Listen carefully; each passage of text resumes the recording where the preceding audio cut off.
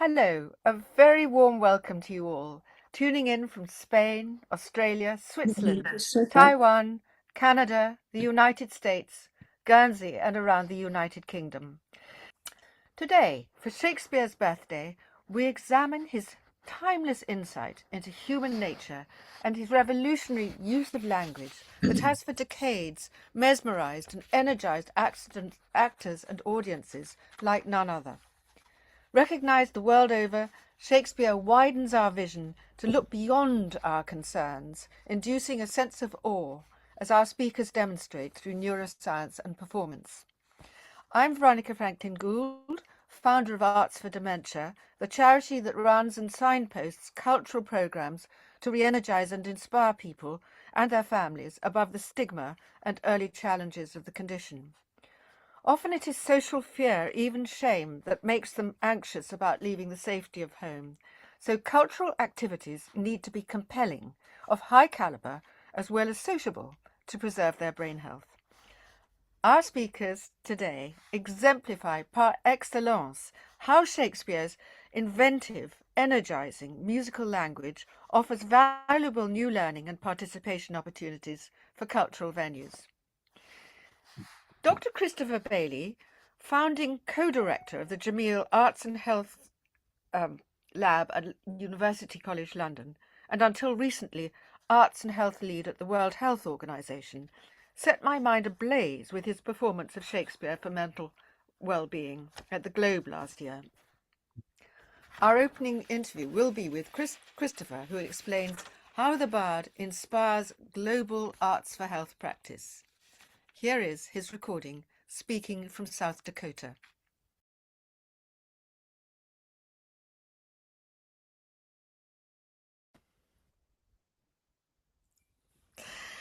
Good morning, Christopher. It is wonderful of you to join us for Shakespeare for Brain Health. And it's all due to you that this inspiration for the meeting happened. Hearing your talk at the Globe Theatre was almost a terrific shock to the system, and realizing how much you used Shakespeare in your Arts for Health work. And what I particularly loved hearing was how a person with a condition of any kind, whether it's mental health, pain, early worries about dementia, that Shakespeare gives them that opportunity to think beyond themselves, but to think about the human state, the world, that sense of awe and something beyond. I wondered, I know there are two aspects that are of particular interest to you, and that is that the neurological aspects that Shakespeare covers and why he might be doing this and what he wanted to get out of it. And the other one, which perhaps we could talk about first, is how people use Shakespeare to manage their condition, to thrive. And you've seen this and used this all over the world. So we'd love to hear a little bit about it, please. Oh, well, sure. I think on the first, it's pretty remarkable when even a cursory stroll through the canon, you see pop up neurological conditions that are quite specific. You have a very accurate description of epilepsy in both Julius Caesar and Othello, for instance, and going even beyond neurology, just basic medical health and psychological observations that are strikingly specific from the post-traumatic psychosis of Macbeth and some of the specific aspects of that, of the both visual and auditory hallucinations, the dissociation, and the difficulty in trying to reassociate after committing moral trauma is spelled out in extreme accuracy in Macbeth, which is one of the reasons why I often like to use it. But then you also have in Henry IV, Part 2, Cumberland, describing the basic principles of vaccination. And you think, well, what did they know in Elizabethan medicine? How does Shakespeare know all this? Is he just such a voracious reader and such a eminently curious person that he simply observed all these things? Well, maybe, but it is interesting to note that a lot of the medical references do appear in from the midpoint of his writing career on, and specifically at about the time when his one of his daughters was engaged to a doctor, a guy named John Hall.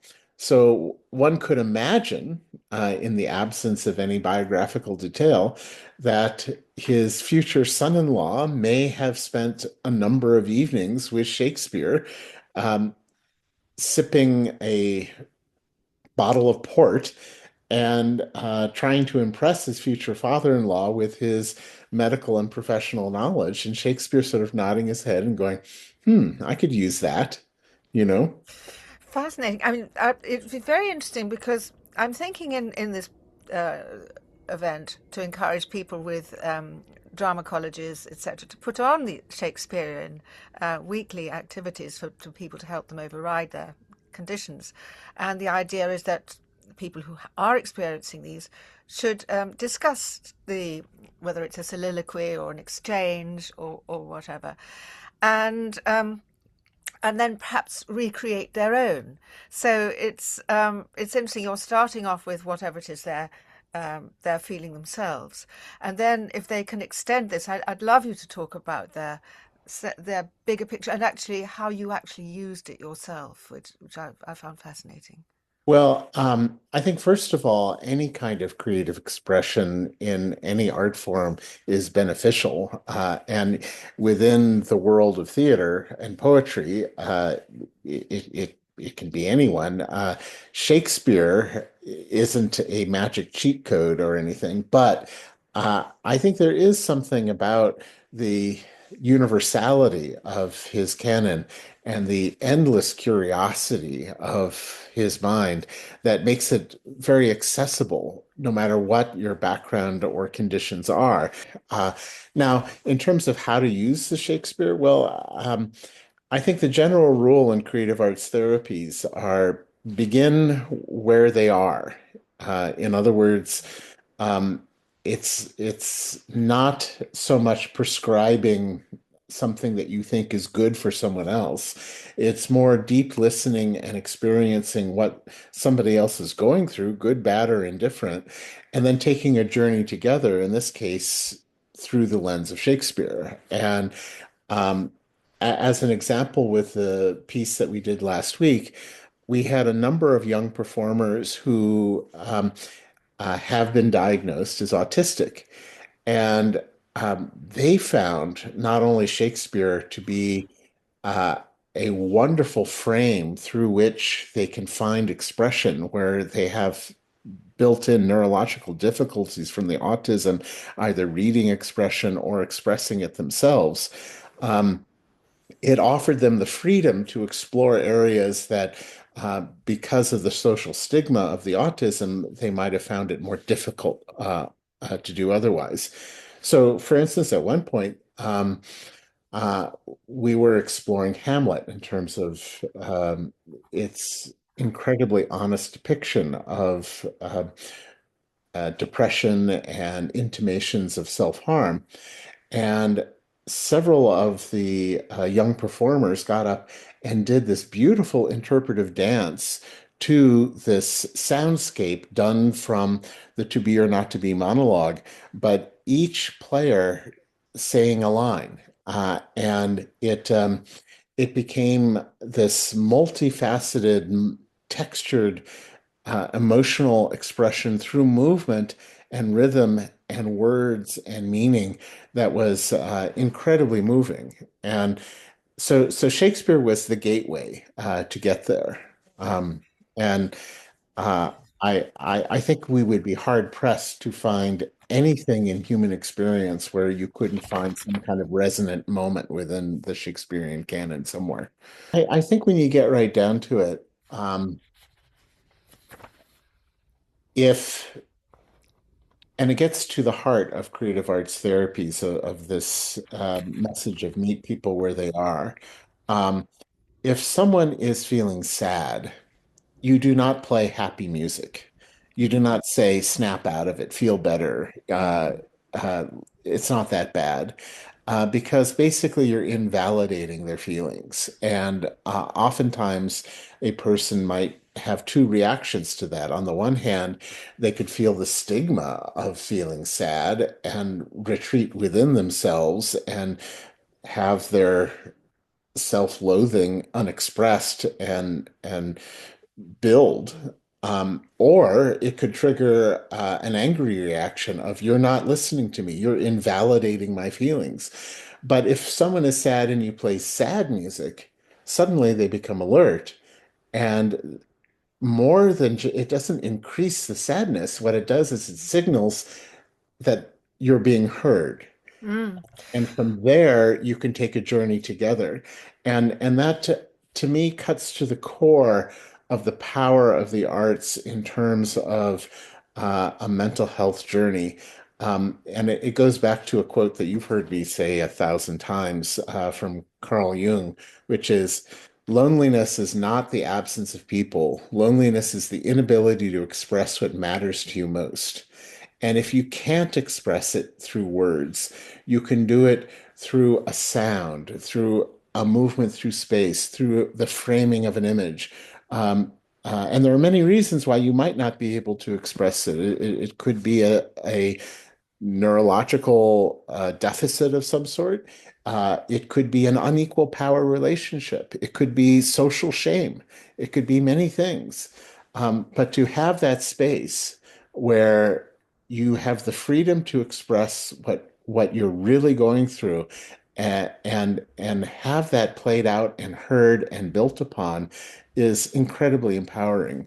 Well, Um, thank you very much, because we've come to the end. But you've really brought the great advantages of engaging with Shakespearean insight and the language, and how the language makes people move, and how, as you say, I found it very interesting, the idea of when people are low, to meet them down there, and the opportunities it gives them to grow. oh Um, yeah. so thank you very much, Chris. It's been an absolute inspiration and wonderful start. And thank you for inspiring today. My Warm. pleasure, and I'm sorry I couldn't be with you live. As you know, I'm on the Pine Ridge Reservation in South Dakota, working with the Lakota Sioux on arts and health practice. So it would have been difficult. Fascinating, fascinating. Thank you very, very much indeed. Thank you indeed, Christopher. And in announcing him, I did also mean to give you the whole program for today. So I just want to tell you that we have got the The Bard on the Brain, Understanding the Mind Through the Art of Shakespeare and the Science of Brain Imaging, is the best book on the subject.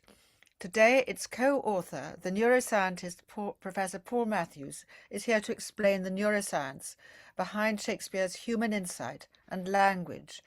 And who better to speak the language than Britain's eminent Shakespearean actress and author, Dame Harriet Walter?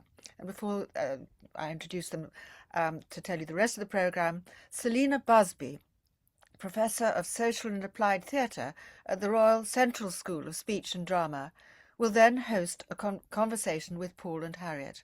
After a brief interval, the Central's drama students, having been prevented from joining us by the tube strike, Selina will chair a Q&A for the students, and then we'll open it up. Finally, Sian Brand, chair of the Social Prescribing Network, will explain the route to well-being for people seeking non-medical treatment for their conditions, for example, wishing to preserve brain health, a constructive concept to avoid the stigmatizing term dementia. Paul is Professor of Translational Neuroscience at Imperial College London, a group leader in the UK Dementia Research Institute, and director of the Rosalind Franklin Institute, where he leads the National Research Centre in developing innovative imaging and technology for health sciences. We hugely look forward to learning from Paul the neuroscientific thinking and response to Shakespeare, and of course to Oh, and I would like to tell you that at the Library of Congress in Washington, D.C., England is represented in the Evolution of Civilization mural by the Victorian actress Dame Ellen Terry holding open Shakespeare's first folio. Paul is joined today by her counterpart, Dame Harriet Walter. Harriet has performed in over 20 Shakespeare plays, male and female roles, to huge public acclaim. She has written many books.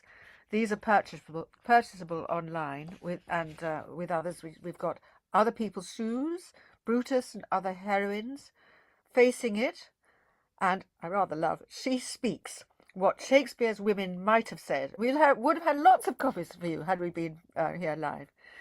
And I also treasure your book, Harriet, on Macbeth, and much look forward to your response to Paul, your expression of Shakespearean thought, illuminating the neuroscientific impact. Over to you, Paul and Harriet. Thank you, Veronica. I'm looking forward to working with you, Harriet.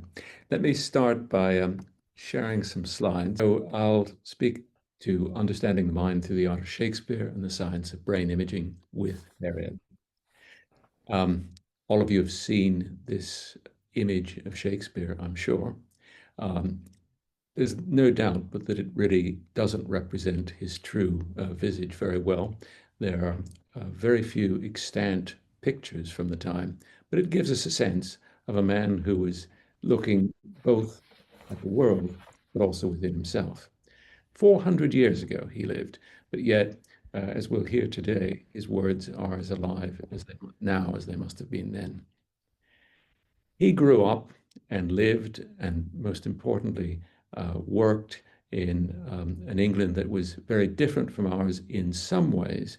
But I think what's important is that London at the time was a hugely diverse, cosmopolitan city.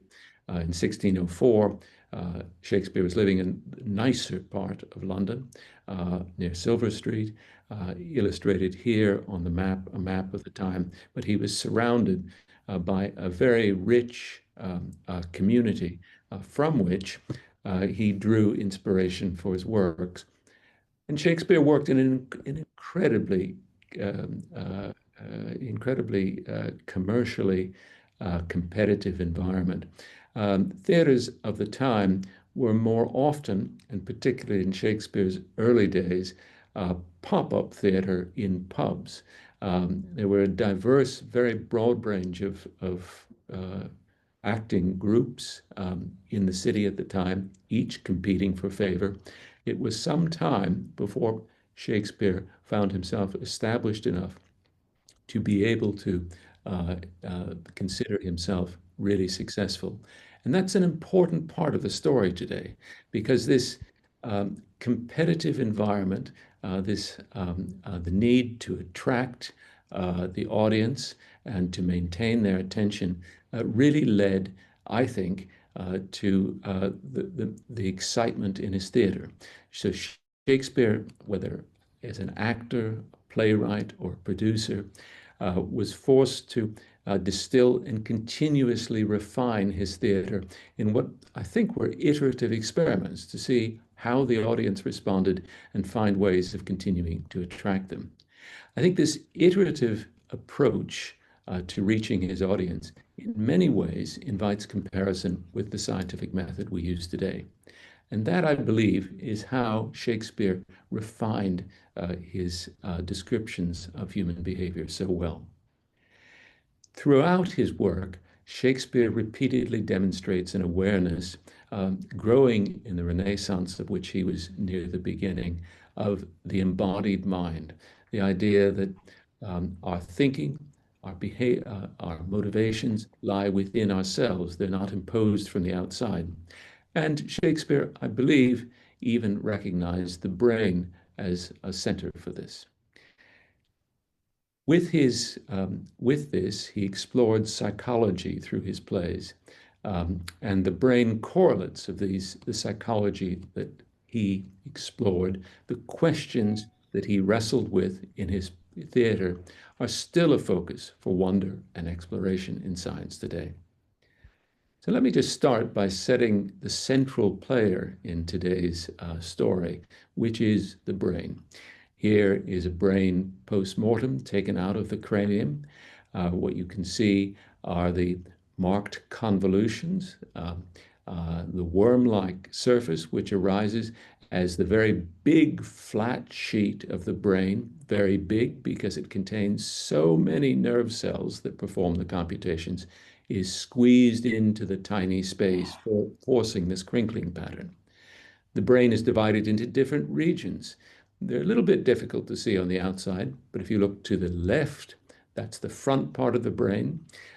That's where much of the reflective thinking occurs. If you look to the far right, that's the back part of the brain, the occipital lobe, where vision is processed. In the middle is where sensation and action are refined. And then down below, beneath the large longitudinal fissure, is where one finds more internal representations of feeling and thought. Now, as part of an important part of what Shakespeare would have been aware of is he probably didn't spend much time looking at brains, but he certainly knew what a skull looked like. And this probably was important, and certainly by the time of the early 19th century became very important as a guide to what the brain was. If you look on the skull is not smooth, but has bumps of different sizes and shapes, each skull being unique. And if one looks inside the skull and begins to probe the interior, one can actually see the imprint of the soft brain, where the blood vessels are, those dark lines that you see on the post-mortem brain. You can see where the brain was larger on a side and where it was smaller.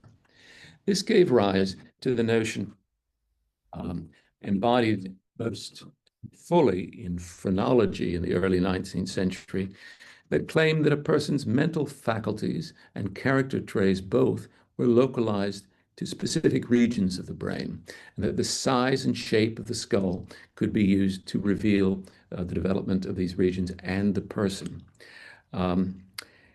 Now, we don't believe that now. It's not so simple. There isn't such a simple localization of functions in the brain that we can recognize a person's traits from just looking at the bumps on the skull. But despite being wrong, it really, much of the core of what was embodied in that thinking, which grew up in the Renaissance into the 19th century, is still considered part of the foundation of our thinking about the way the brain functions. First, there's a localization of functions.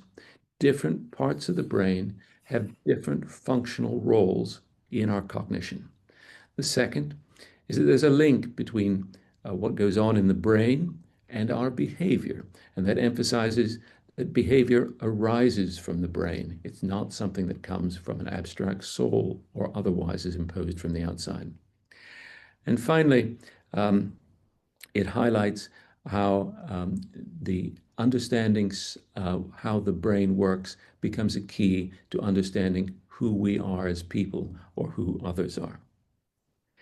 Now, I think the most widely recalled scene in Shakespeare's canon that draws us to think about the brain through the skull comes from Hamlet, Act 5, Scene 1, where we have Hamlet and Horatio encountering two grave diggers preparing for burial. The grave diggers joke casually about death. One of them tosses up a skull from deep in the ground. Hamlet picks up the skull, and then he's told that it belonged to Yorick, the king's jester, the jester that Hamlet grew up with as a child. And holding the skull, through looking at the shape of the skull and its indentations, he recalls the full person, Yorick. Alas, poor Yorick. I knew him, Horatio, a fellow of infinite jest, of excellent fancy.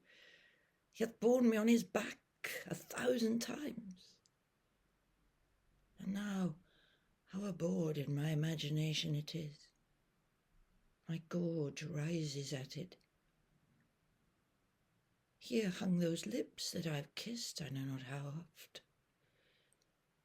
Where be your jibes now, your gambols, your songs, your flashes of merriment that were wont to set the table on a roar? Not one now to mock your own grinning? Quite chapfallen? Now get you to my lady's chamber and tell her, let her paint an inch thick, to this favour she must come. Make her laugh at that. Much of Shakespeare's canon dwells on thinking internally, on his characters ruminating, often ruminating with indecision, and sometimes ruminating towards decision.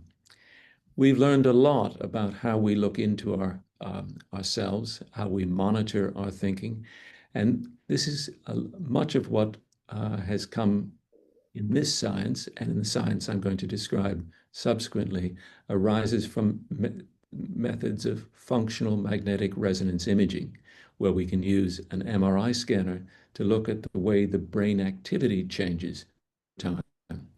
What you see illustrated on the far left are two slices of the brain done electronically that show us areas in bright orange and yellow where the brain is very active when the individual in the magnet being scanned is ruminating, thinking of internal thoughts. These areas are connected by a rich range of nerve fibers, illustrated here in this magnetic resonance imaging diffusion image. If you look at the yellow blobs, those are the equivalents of the orange-yellow ones you see at the left. Running between them is this rich array of hair-like fibers, each of which comes from one nerve cell connecting with another, showing how the functional connections occur across the whole brain. Now, what's interesting about rumination is it gives us time it tells us a little bit about the way the brain is organized. This over on the far left is the idea generator. And then what happens is when we move towards action, there's more activity up in the front of the brain, which is where the decision engine lives. So rumination is the self-reinforcing thought that could loop without resolution unless the front of the brain drives it towards action. And here's an extraordinary set of images that were acquired by Tim Behrens and his group in London that give us the time series. These are each snapshots of time preceding a decision to move. So looking way up at the top, you see some elements of this ruminative default mode network.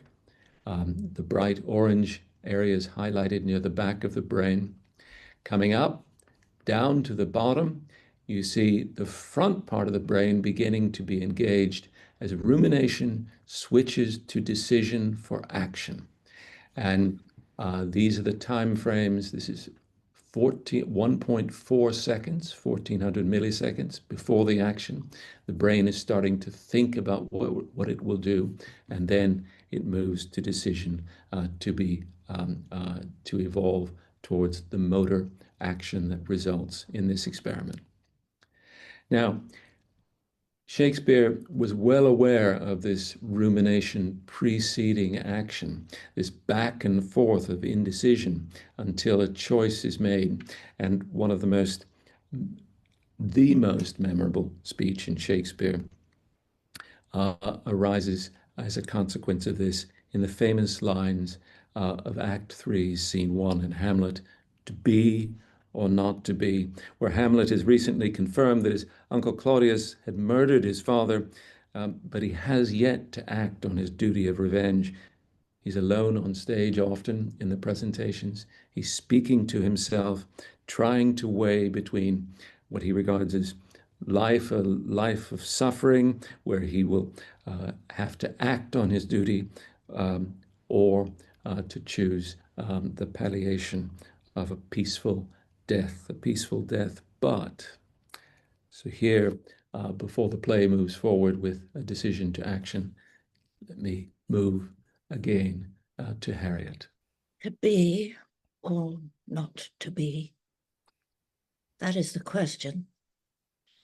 Whether 'tis nobler in the mind to suffer the slings and arrows of outrageous fortune, or to take arms against a sea of troubles and by opposing end them. To die. To sleep no more.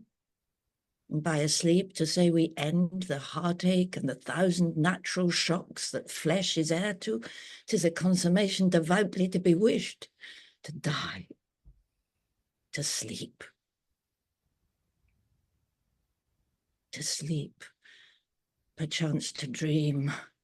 Aye, there's the rub. For in that sleep of death, what dreams may come when we have shuffled off this mortal coil must give us pause. There's the respect that makes calamity of so long life. For who would bear the whips and scorns of time, the oppressor's wrong, the proud man's contumely, the pangs of despised love, the law's delay, the insolence of office, and the spurns that patient merit of the unworthy takes, when he himself might his quietus make with a bare bodkin? Who would fardels bear to grunt and sweat under a weary life, but that the dread of something after death, the undiscovered country from whose bourne no traveller returns, puzzles the will and makes us rather bear those ills we have than fly to others that we know not of. Thus conscience does make cowards of us all, and thus the native hue of resolution is sicklied o'er with the pale cast of thought, and enterprises of great pith and moment with this regard, their currents turn awry and lose the name of action. Rumination in Shakespeare, as I had mentioned, is a big theme. The potential and liabilities of this self-reflective mind that he recognized as part of the Renaissance recurs through Shakespeare's plays. They highlight a modern view of mental health, though, and it's one of agency as well as liability that the self-reflective mind can confer. Depression, we now know, can be framed well as a maladaptive rumination, a repetitive, passive focus on negative feelings and their causes and consequences that we lose control of, that are sticky, that amplify negative biases, preferentially retrieve negative memories. This has been studied a great deal using these functional magnetic resonance techniques. And now that you all know something about the default mode network, this rumination network, here in these images from on the right, healthy people, and those on the left from people with major depressive disorder. If you look in the areas that are highlighted in the blue colors, you can see the same sort of default mode network that I illustrated previously that's involved in rumination in the yellow-orange.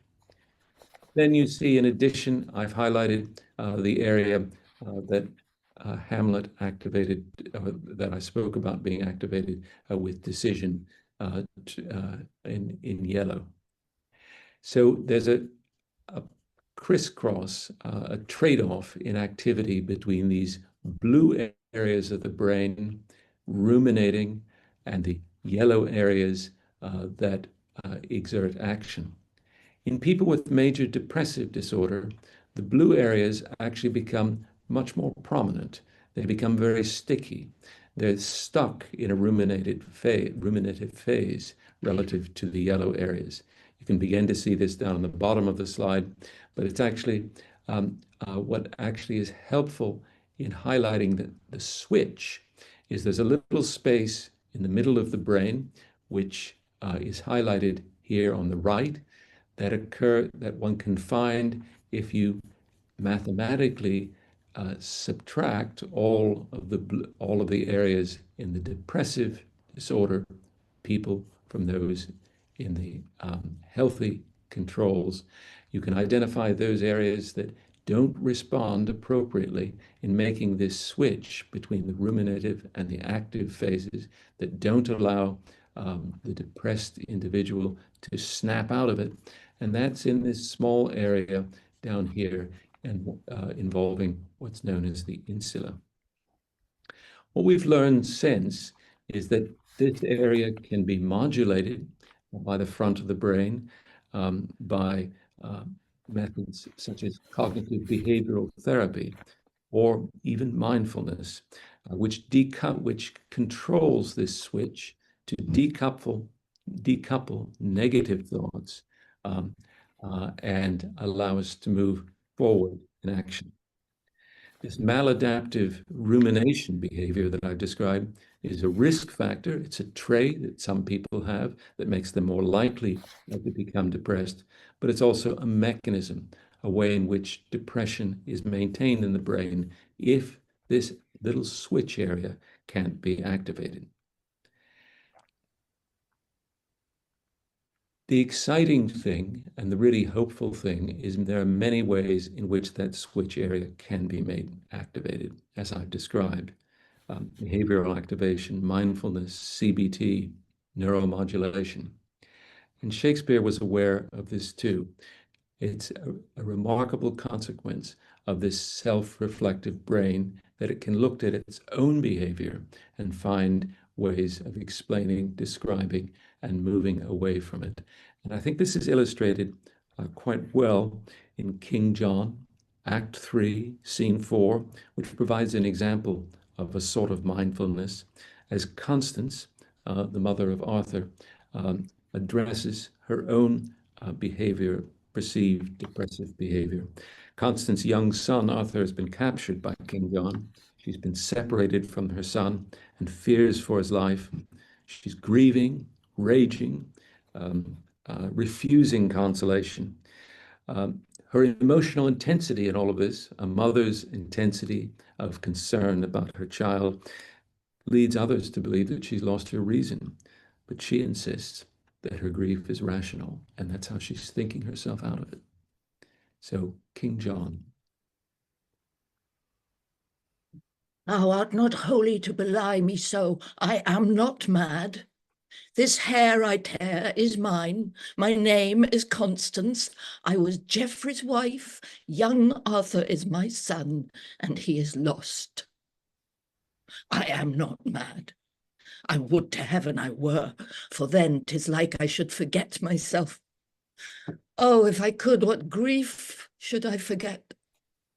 Preach some philosophy to make me mad, and thou shalt be canonized, Cardinal, for being not mad, but sensible of grief. My reasonable part produces reason how I may be delivered of these woes, and teaches me to kill or hang myself. If I were mad, I should forget my son, or madly think a babe of clouts were he. I am not mad. Too well I feel the different plague of each calamity. But we don't always have control over our thoughts. Sometimes memories can become intrusive, particularly in the context of post-traumatic stress. Chris Bailey has already referred to this in his talk preceding our own. Intrusive memories are vivid, they become embedded, and they're usually associated with highly emotional events that are encoded in the brain with unusually strong salience. In post-traumatic stress disorder, these memories are sensory-rich, easily triggered, and they're just not integrated with the rest of our thinking. What's notable is there's a dominance of the sensations, visual, and often motor perceptual systems are strongly engaged. In fact, it's because the brain stores memories of perception in very similar ways to those that it uses to store the sensations themselves. Here, let's look at an example whereby intrusive memories arise rapidly. This is a group of people who suffered from post-traumatic stress disorder, and their brain images were taken just during the intrusive memory. And what it shows is parts of this inner reflective thought are activated and trigger feelings that are very similar to those that they had during the initial event. But there's a failure of tagging by past and present. The memory isn't clearly labeled as past, and so they experience the problem anew. So I interpret, as does Chris Bailey, Lady Macbeth's illness as an example of this. Lady Macbeth, remember, is being observed at night by a doctor and a gentlewoman. They've noticed that she's risen from bed, is sleepwalking, and she carries her candle, rubbing her hands repeatedly as if washing them. Let me take you to Macbeth's scene, the scene in Macbeth, out, damn spot. Out, damn spot! Out, I say! 1, 2. Why, then 'tis time to do it. Hell is murky. Fie, my lord, fie, a soldier and afeard. What need we fear, who knows it, when none can call our power to account? Yet who would have thought the old man to have had so much blood in him? The Thane of Fife had a wife. Where is she now? Oh, what will these hands ne'er between? No more of that, my lord, no more of that. You mar all with this darting. Here's the smell of the blood still. All the perfumes of Arabia will not sweeten this little hand. Oh, oh, wash your hands. Put on your nightgown, look not so pale. I tell you yet again, Banquo's buried. He cannot come out of his grave. To bed, to bed. There's knocking at the gate. Come, come, come, come. Give me your hand. What's done cannot be undone. To bed, to bed, to bed.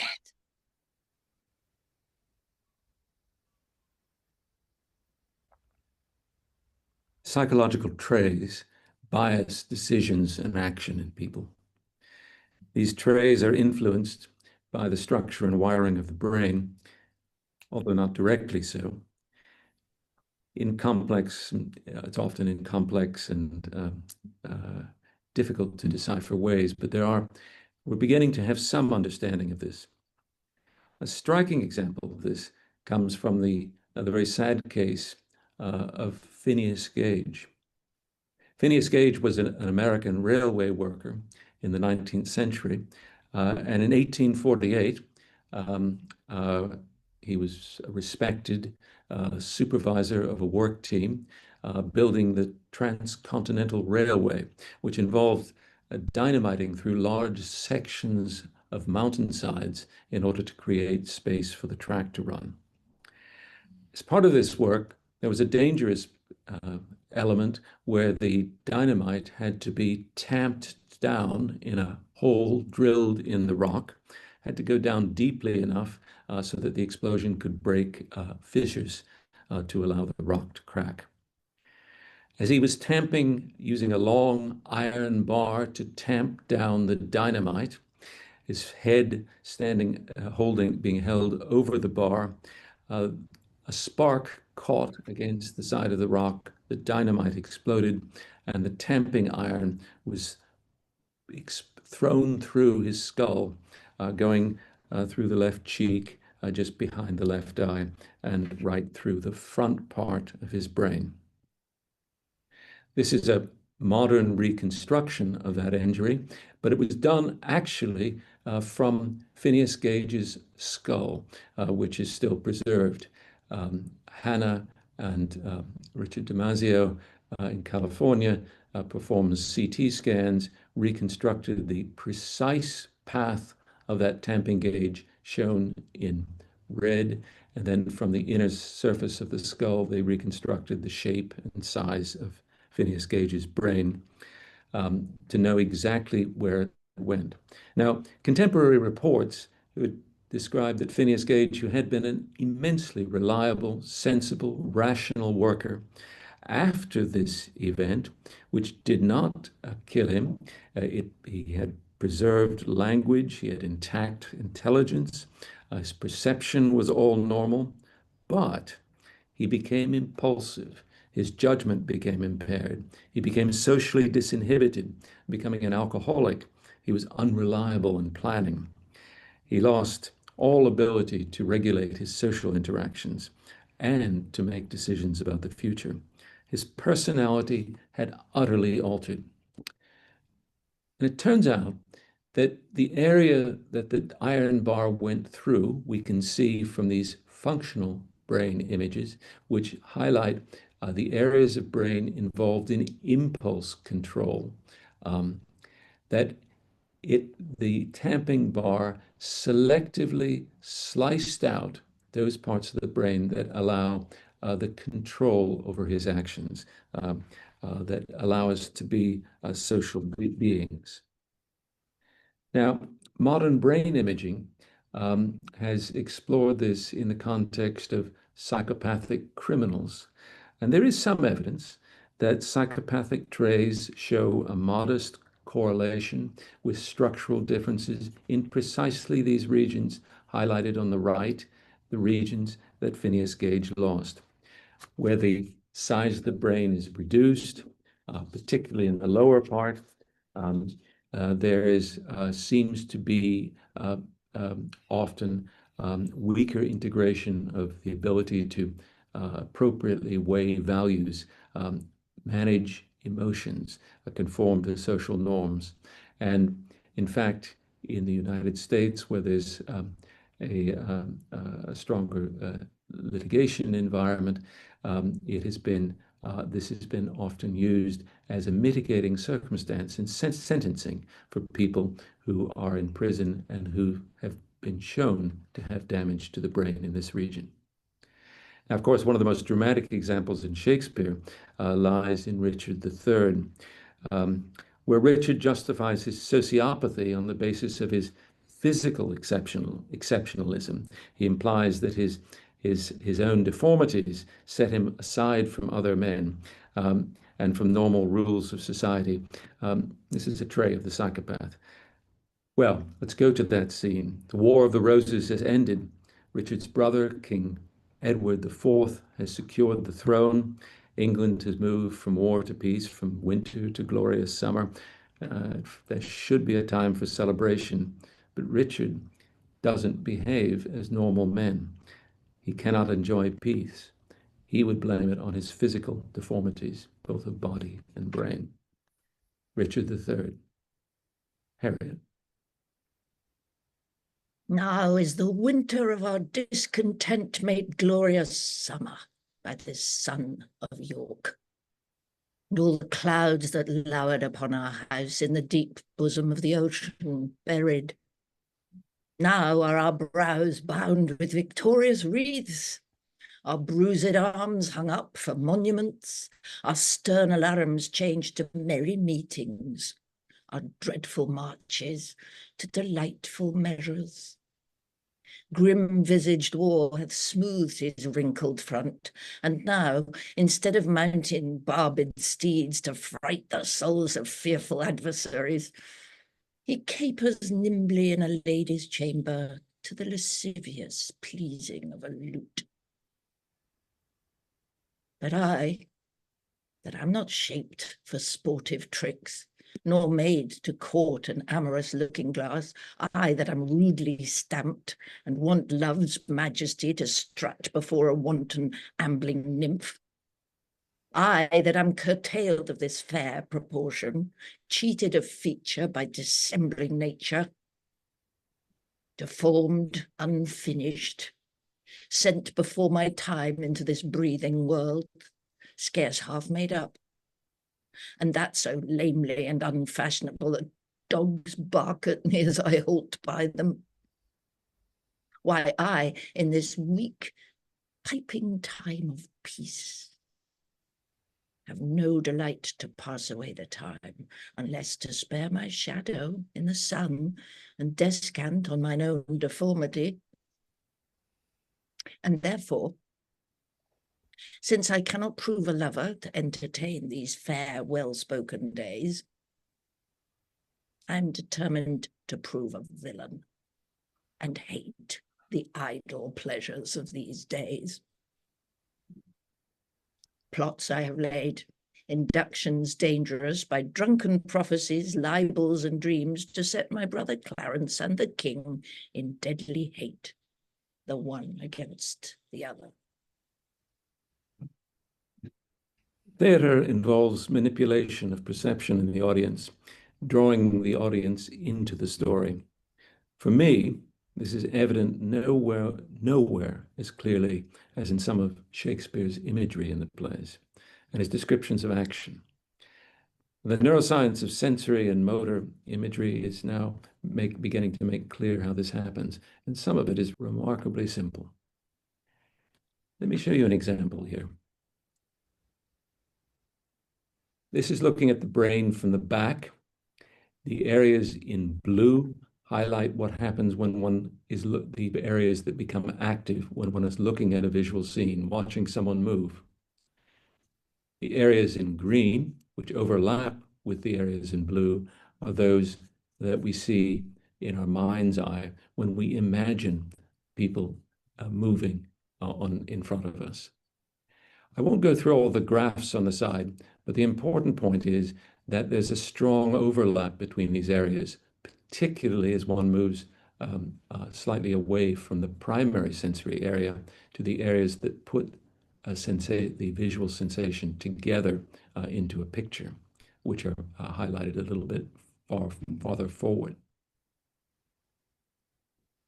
If we look at action, for example, imagining the hand doing something and then making the hand doing something, 70 to 90% of the same areas of brain are activated. So here's an example in the primary motor area of the brain for the right hand, in which a person is imagining turning a rod and then actually turning the rod, and there's almost a perfect overlap. The brain is reconstructing the primary sensation or feeling of action as it imagines it. Well, my favorite example of this, and I hope you will feel it too, comes from Henry V, Act 1, the opening, spoken by the chorus, not by Henry himself. So the situation is that the chorus steps forward to introduce to the audience directly to the story of Henry V's campaign in France that leads ultimately to the Battle of Agincourt. The chorus asks the audience to piece out the imperfections of the actors with their thoughts, imagining horses, battlefields, kings, and armies, just activating these areas that I'm showing you here. This is showing us how theater becomes a collaboration between stage and mind, turning the play into a shared act of imaginative reconstruction. Henry V, Harriet. Oh, for a muse of fire that would ascend the brightest heaven of invention, a kingdom for a stage, princes to act, and monarchs to behold the swelling scene.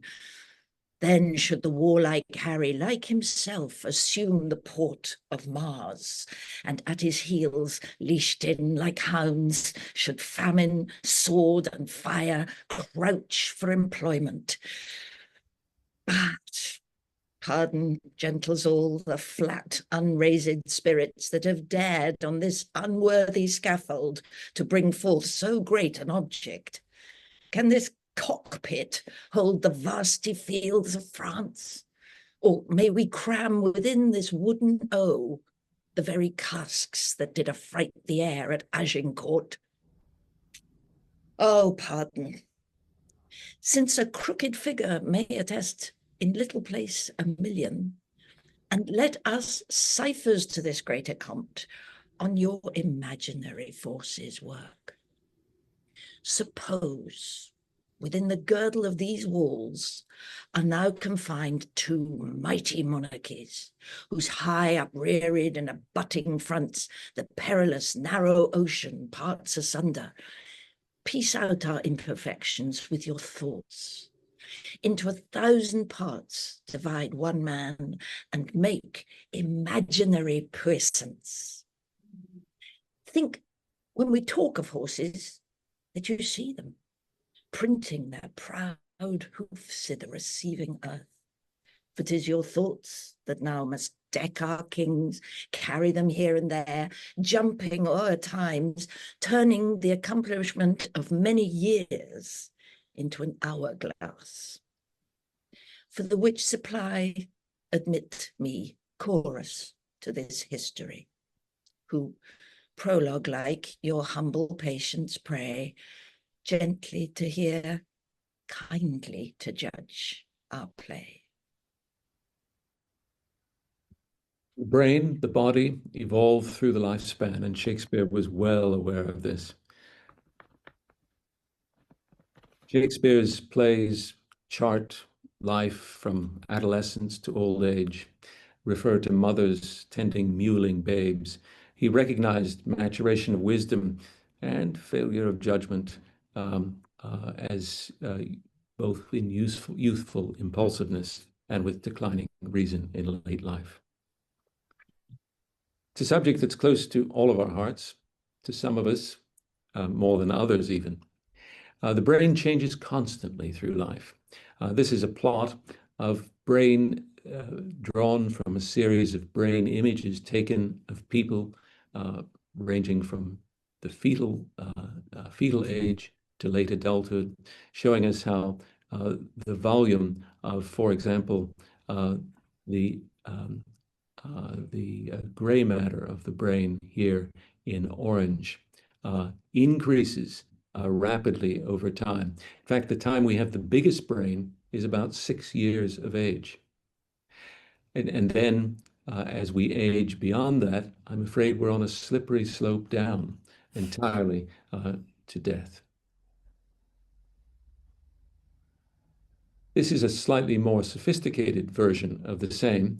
This shows us areas, the thickness of the gray matter in the brain, where the nerve cells, the computational elements are kept. As things move from blue to green to red, they represent thicker areas. So the red areas are the thickest, and the blue areas are the thinnest.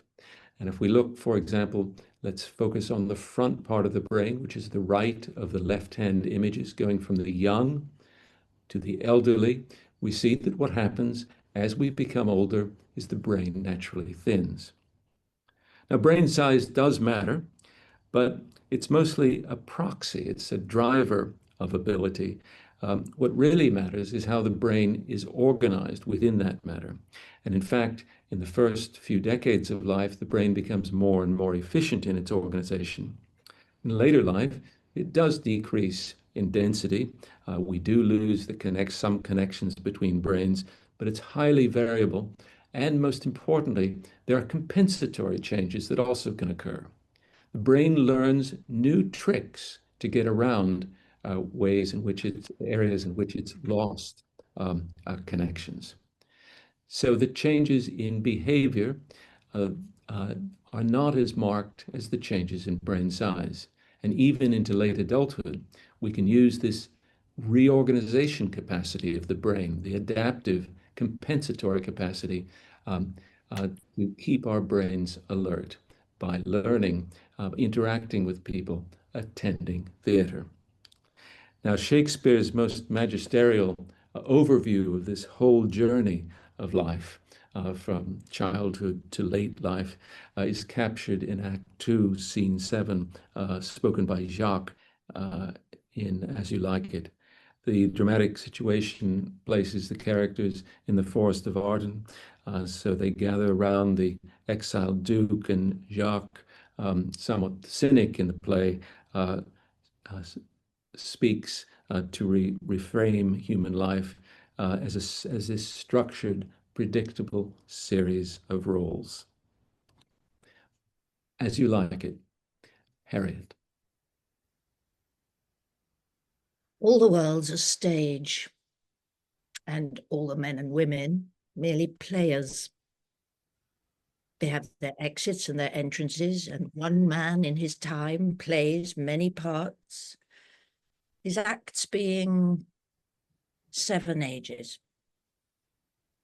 At first, the infant, mewling and puking in the nurse's arms, and then the whining schoolboy, with his satchel and shining morning face, creeping like snail unwillingly to school. And then the lover, sighing like furnace with a woeful ballad made to his mistress' eyebrow. Then a soldier, full of strange oaths and bearded like the pard, jealous in honour, sudden and quick in quarrel, seeking the bubble reputation, even in the cannon's mouth. And then the justice, in fair round belly with good capon lined, with eyes severe and beard of formal cut, full of wise saws and modern instances. And so he plays his part. The 6th age shifts into the lean and slippered pantaloon with spectacles on nose and pouch on side, his youthful hose well saved, a world too wide for his shrunk shank, and his big manly voice turning again toward childish treble, pipes and whistles in his sound. Last scene of all that ends this strange, eventful history is second childishness and mere oblivion, sans teeth, sans eyes, sans taste, sans everything. I cannot close today without reference to Shakespeare's focus on music, which permeates the plays. Shakespeare recognized that music is powerful. It simultaneously engages sensory, motor, predictive, and emotional systems in the brain. It drives reward and emotional circuits. It's much like food, social interaction, or learning. Well, one way of thinking about the music is, let's divide it up into its pieces. And I'll do this by showing you some images of the brain listening to music. So what we're looking at is the way the brain is changing its activity, listening to music, in contrast to sitting in a silent room. And in this set of experiments, 2 experiments, the same music was used, but on the left-hand side, the individuals were asked to focus on the sound of a specific instrument. In the experiment on the right, the individuals were asked to focus on the melody that strings all of the instruments in the orchestra together. Both of these are part of what we do when we listen to music, often moving between the 2. Music starts by activation in the middle of the primary auditory cortex, the hearing, the perceptual part of the brain, which decodes the signals coming from sound.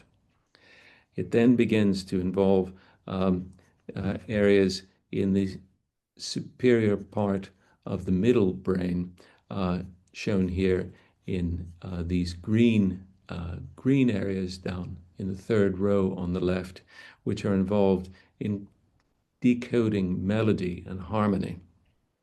The brain extracts, and that's how we recognize individual instruments. If we look on the right, we see much more involvement of areas, including those deep in the brain, the so-called basal ganglia, which are involved in putting the prosody together, the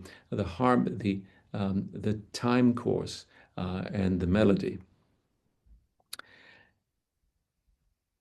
There's another thing that's really important, and that goes down to the bottom on the right. We see this activation on the far right-hand image. There's activation red near the top of the brain.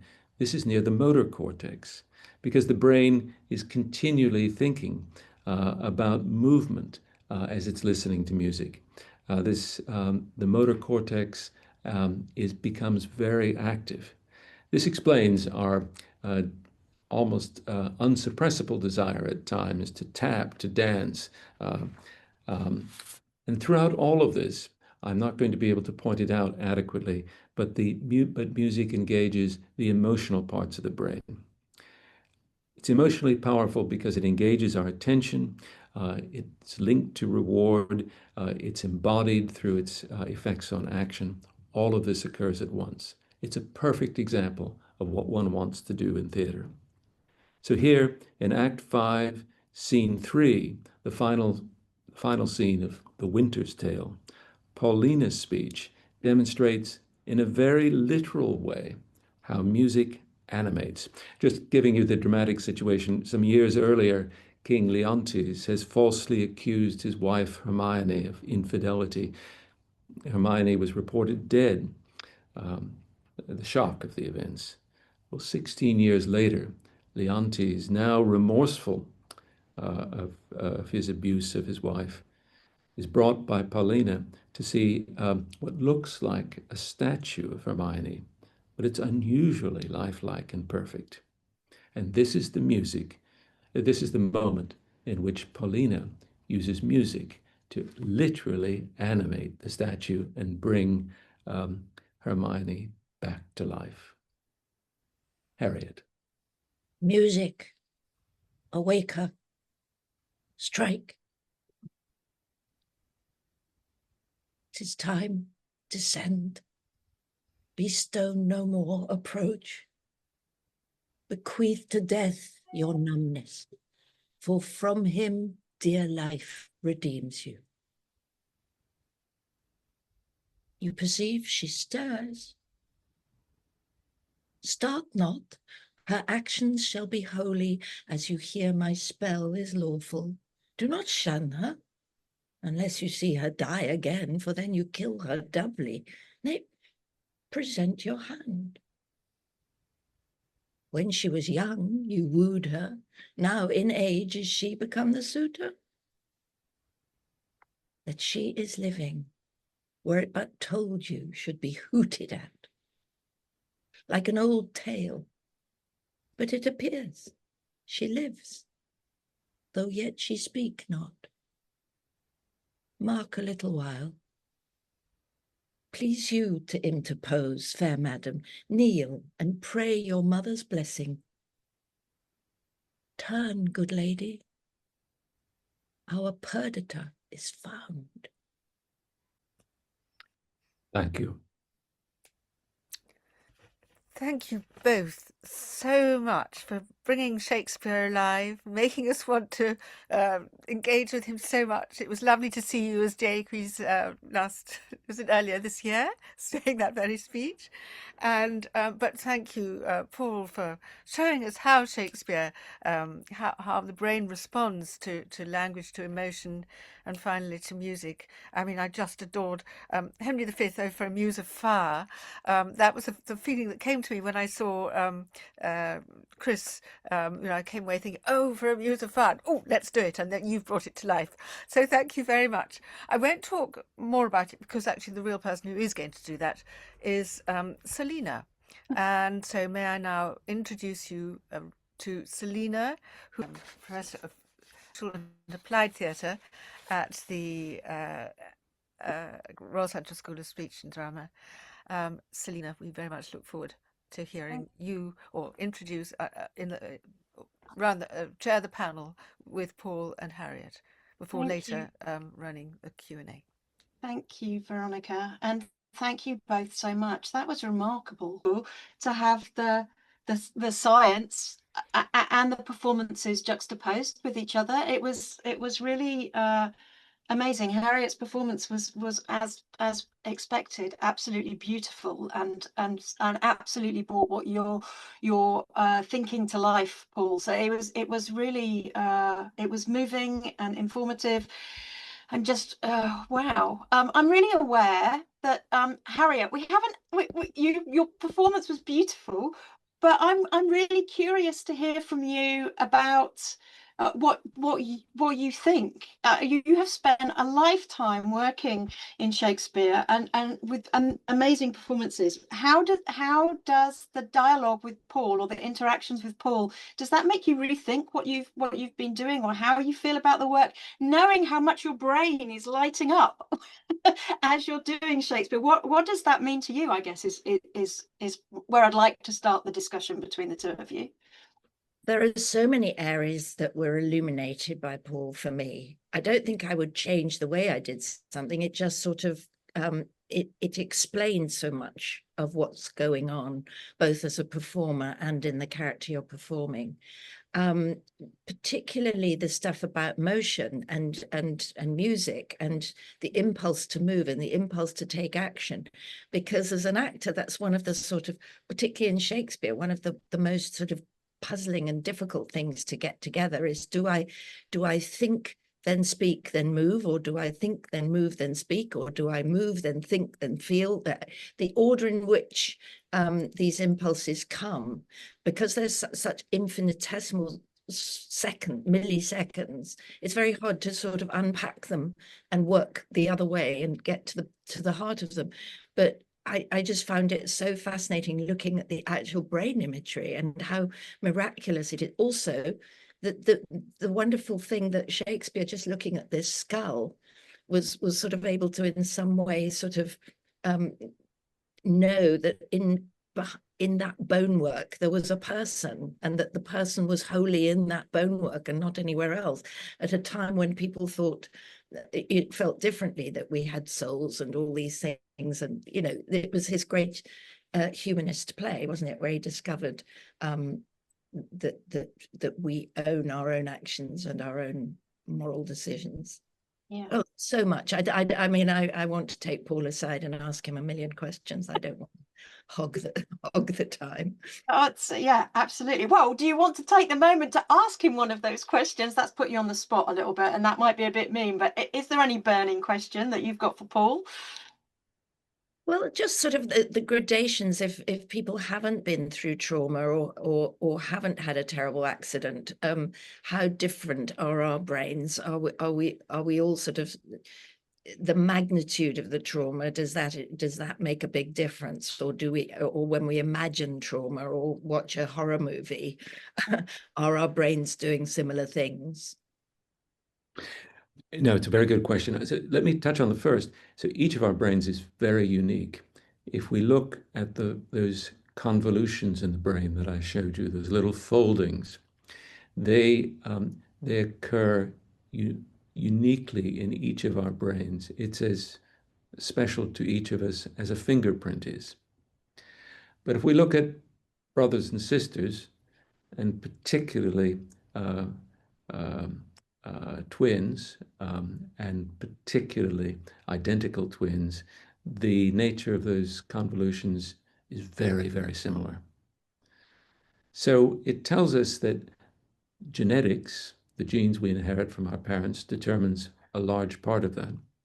But yet, on the other hand, there are aspects of the way in which the connections are made within the shape of the brain that we are responsible for, and our experiences shape. And I think that's a really exciting element. To be very specific about this, athletes use visual imagery or motor imagery in order to train themselves. Often what an athlete will do before a particularly challenging gymnastic event, for example, is they will think through what they are about to do, preparing their mind, limbering up mentally. They can teach themselves how to make moves faster than they could ever consciously make them by training their mind again and again to think through the sequence of movements. And that actually changes the wiring in the brain. So that overlap between what we imagine and then what we activate when we do becomes very, very important. So I think this touches on acting probably too. It's really trying to reflect deeply on an experience helps to project that feeling of experience outward. It's not trying to mime the experience. That sounds too crude, but it's actually exploring the experience internally. And I'll just close by saying, I think while the methods are very different between those that I showed you with functional brain imaging and the kinds of exploration Shakespeare made in framing his characters and their dialogue, I think they both express a desire to describe, using the language that's available, what these phenomena of mind are and how they evolve. It's fascinating. It's fascinating. Thank you, Paul. Thank you for that really interesting question that allowed Paul to explain that, Harriet. What we want to do today is to encourage new Shakespearean workshops. Yep. And Shakespearean workshops to re-energize the mind. And we heard so brilliantly from Paul and Harriet how you've been making us think and sort of and I'm wondering how what we want to do as a result of this is to share the transcript and hopefully a recording to encourage more of that and to spread the word about how Shakespeare not only in our daily lives can do so. And as you've shown very much, I mean, just listening to you, it's that magic, that special moment. And do you know something? I think we all need something special in our lives. We all, whatever, particularly if we're going through something agonizing or we're lonely, as Chris was saying. Shakespeare actually makes us interact, makes us think. And I think the more we show this, the more we can spread the encouragement to invest, as you say, Selina, into it. Absolutely. And I loved the way his language shocks us into action. And I think if people are shocked and if they're active, and you made a great point about action, soft but also calmed by the music. So I'm going to invite Maria and Rihanna to turn their cameras on if they feel they're able to do that. Hi, Maria. Hi, Rihanna. Hi. So just to introduce Rihanna and Maria, they're two applied theatre students at Central, and we wondered if either of you had any questions specifically, and you might have just heard the conversation. Veronica and the rest of us are particularly interested to see how you might use Shakespeare in your work, if you've thought about that, or if you have any questions for Harriet or Paul, this is your moment. Hi. Okay, I'm going to. Hi, everyone. As Selina said, we're master's students in applied theater at Central. We were just actually talking to each other over break. And thank you so much, because it's a great opportunity for us to question how can Shakespeare be applied to our practice and working specifically with people who live with dementia. And thank you so much, because it was beautiful to hear the performance. And to hear everything about the brain, which, to be honest, is something that I don't know much about. So it's great to expand my knowledge on that. I have two questions. One of them is specific about the practice that just made me think about, which is, especially with people who live with dementia, de-rolling is something that's really important at the end of the sessions. So I was just thinking about how can that be applied in the specific case, in terms to ensure the well-being. How do we approach helping the participants transitioning safely out of the role when we're using Shakespeare, for instance? That'll be my first question. And my second question is more regarding language. in terms of if in this research there was ever the possibility of thinking about translation, how Shakespeare in other languages, because we know that translation is that it's impossible to be as 100% accurate accuratively. So just thinking about translation in that sense and how other languages might affect the research or not. Just two very basic questions, but those are my questions. Yeah. They say, and Paul probably put me right, but I've heard and I feel it in my soul, whatever that is, my soul is here, that music is the last thing that you lose in your mind. And so much of my route into Shakespeare's language is musical. And so in a way, getting people to sing his words, invent music for them, improvise their own songs around certain words. And obviously in different languages, the music is different. So sort of finding the right kind of flow in the language that you're dealing with, that strikes the right kind of music in people's ancient memories. I suppose that would help, but I would love to know what it's like after you've practiced all these things. Thank you. That's really interesting, the music. Yes, I agree with Harriet entirely. Music is, the musical parts of the brain are amongst the very last to go. So the musicality of Shakespeare is something that is preserved. The words are not very important. In fact, they can use any sounds to fill the words if they can still capture the poetry of the music. This just touches on a translation too.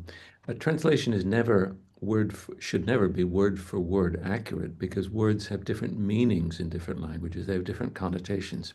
But ideally, a good translation should preserve sound, or at least a meaningful sound. And again, that's a way of working. Curiously, I would say, in working with dementia patients who lose language very early, that one can de-emphasize the language. And as they are moving to leave the area of the room, I think one of the ways of helping them come out of the role is to exercise this power of self-reflection, which is impaired in people with dementia, but is still there and should be respected, so that they can look back on what they've been doing and ask, invited to make personal commentaries on themselves. Thank you so much.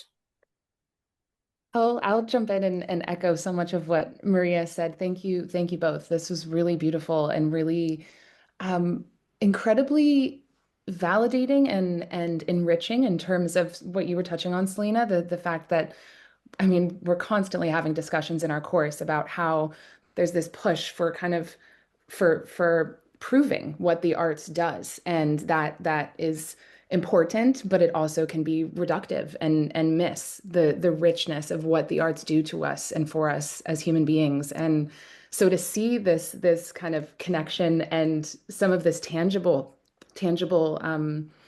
expression of what's happening in our brains is really beautiful. So thank you both, and the performances were beautiful. My question, forgive me if I stumble through it, I'm kind of trying to formulate it still, but in the very beginning, I believe it was Christopher who said, loneliness is the inability to express what matters to you most. And as you were going through the presentation, I was sort of thinking on that of going, okay, what then defines what matters to us most? And this element of our collective shared humanity and shared experience in terms of these similar patterns happening in our brains that can be kind of tracked and predictable or measured, but then this element of individual experience in that as well. And I think in applied theater, in every probably field, but in applied theater, we're always, I think, walking this line between the communal and the individual. And so as watching this, I was just really feeling the importance of the arts in that navigation. And so relating it all the way back to Shakespeare, I guess I would love to ask, how do you both think Shakespeare and the language that's used kind of taps into both our shared humanity and the elements that are the same in each of us. We all have brains, we all have these pieces, and our individuality, and acknowledging that uniqueness that we each have. I'll go first again, just because I forget the question. I'm the nearest to dementia. I think that one of the things that strikes me, and it came from Chris's talk as well, and from Paul's, it's a sort of obvious statement, but isn't it marvelous that Shakespeare puts an individual alone on the stage with sorting out a dilemma or a plan or a, you know, observation of their situation, and they're alone on the stage, but they are being listened to by hundreds of people, and they are sharing their aloneness with a lot of people, a lot of individual alone people who are sitting together thinking, I sort of get that. I mean, that's such a brilliant invention. I don't know, you know, the soliloquy, the sharing with the audience, those thoughts that you don't dare kind of voice anywhere safely in your own community, but you can share them with a community that it isn't going to be directly impacted or threatened by what you say, so you're safe to talk to them. And then the imagery, the words themselves, you know, it's just, I think that Shakespeare's genius, that you can sort of, you know, think of the you know, famine and war crouching like hounds at the heels of the king. You know, those images make feelings and thoughts concrete, visible, imaginable, and that therefore they kind of make a bridge between people. Yes, and I guess, Rihanna, my comments, you know, I'll take a slightly different tack, although, you know, I think that was very illuminating. The different tack I'll take is, I think when I showed you areas of brain that were activated in people, I think what's really important to recognize is those are areas that are shared between a number of people. That doesn't tell you everything that's activated in each individual person at any moment in time. It tells about general patterns, shared patterns. And I think we see that on the stage as well. If one looks at different performances of Hamlet, there are some general features that come across all of them. I mean, one element of them is the precise words that are used usually. But I think what is remarkable is the individuality of performance. And I think this is what makes live art so exciting. As I imagine the actors on the stage, and certainly as I imagine Shakespeare, Shakespeare didn't have his plays written down. He did them from memory, as did the rest of the cast. They're not reading lines out rote. What they're doing is recalling the lines, and I am sure that they were constantly evolving, and he was aware of how the audience was reacting and thinking, and aware of the actors beside them. I think Shakespearean acting must have been much more like jazz improvisation than it was like reading out the script. So I think there are general characteristics that bind us, as you know, bind humanity. But I think what's important is there are unique characteristics of each individual at each moment, and that's what makes watching and living with people so exciting. Thank you both so much. Those are such rich answers, and feel so relevant to what we're doing in our course in terms of, I mean, as you were both speaking, I was thinking of, in the experiences I've had with communities, that element of having moments of aloneness, but sharing that with others who are also having their moments of aloneness. And the connection that comes from that is, I would argue, maybe even the most palpable and tangibly moving part of this work that we've done. And thank you for the clarification, Paul. That makes so much sense in acknowledging both sides. Thank you both. Can I just comment on this thing about not having your script, you know, the way actors learnt by memory? If you can bypass the script, if you can teach people by hearing and remembering and copying perhaps what they've heard, rather than feeling they've got to, because our brains are all wired differently. Lots of people can't make that transition from the written word to internalizing it in that same way. And so it would be nice to be able to experiment with simply repeating the song of a speech, and then eventually people would find their own interpretation of that song. But I think kids, you know, and I suppose at the other end of this spectrum, elderly people, you know, we do respond to that kind of imitation, mimicry, which you then can make your own, you know, in some way, rather than reading it round in a boring way at school, you know. And that's so helpful too. Sorry to keep jumping in, Selina, but that's so helpful because when we're working with communities, we're primarily working with people who don't have formal theater experience or training, or, you know, have worked with script analysis or memorization. And so that approach is even more relevant to bringing into our field. So thank you. Thank you for bringing that forward. And thank you both for your questions and asking such considered and informative questions. Virginia Woolf so admired Ellen Terry in old age when she had to improvise. She thought it was one of the most beautiful things she ever saw. Anyway, thank you all so very, very much. And it was absolutely fascinating, everything you've said. Now I must introduce you to Sian Brand, who is speaking to us from Essex, to explain how through GP referral to social prescribing link workers, a what matters most conversation can lead people to cultural activities of special interest nearby. Sian. Brilliant. Thank you so much, Veronica. And gosh, what a delight. It's not often, I mean, I've worked in social prescribing now for 10 years and in communities through health for 20 plus, and it always brings me joy, but this has been a really fascinating and glimmer-filled session. So I hope those listening back on this will enjoy it as much as I have. So social prescribing then, how does that fit with today's session and what you've been talking about in terms of theatre and Shakespeare and the brain? So the time of life is short. To spend that shortness basically were too long. So social prescribing.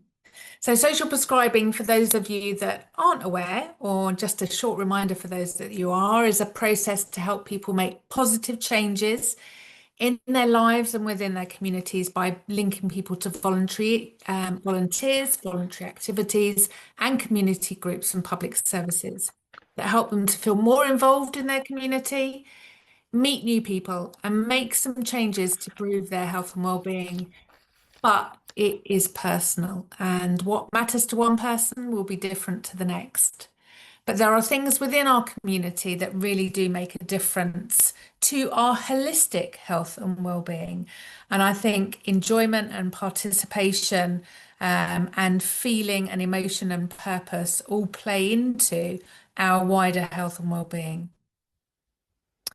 All the world's a stage, and all the men and women merely players. Not the first time we've heard that this afternoon. More eloquently said last time, I think. So what is social prescribing and how can we connect to it? So the person is the absolute front and foremost of what we are thinking about, supporting, listening to, and giving time and respect to. The referrer, so you'll think that these are all very medical terms, but actually the referrer can be anybody. We would expect people to be able to self-refer to social prescribing, to be able to work through their carers, through their general practice, their local GP. It might be through a librarian or a social care worker or a carer, or somebody that they might come across during an emergency. So we have people that refer in from the emergency services such as ambulance or fire, when we come across particularly people living with dementia that might go walkabout and we have search and rescue, find them, then we actually realise that there's much more that they need apart from help with their medical issues. Then we have the social prescribing link worker, and this is the linchpin. This is the bridge between the services and the person and out to the community. We've so often been directed and looked after and sent to services that really create a dependency, and we've forgotten about the power and the opportunities that lie within community. And today we're talking particularly about the arts and culture, but we would also look to think about nature, about green and blue social prescribing, about welfare, about connection to other people, so befriending services and social activities. But it's about no decision about me without me. So this is placing the person totally at the center of what's going on. It's about increasing that person's choice and control and their opportunities, focusing on what matters to them, focusing on their strengths and what they do, what they enjoy doing, maybe what they've forgotten that they enjoy doing or can do. It's about creating that sense of community and building somebody's personal resilience, some of which may have been lost over time. It may have been lost due to a diagnosis of an illness or a long-term condition. So it's really placing the power and the opportunity and the chance back in that person's control with the help of the social prescribing link worker. So why do we need it for our system, our communities? Personalised care, we know, has much better outcomes. So if we focus on what the person wants, giving them the skills, the empowerment, and allowing them, where possible, to take control, we get better outcomes, both for health services, but also for the person. We can reduce social isolation and loneliness, and we know that that has an absolute negative impact on somebody's physical and mental health, and therefore impacts on our system as well.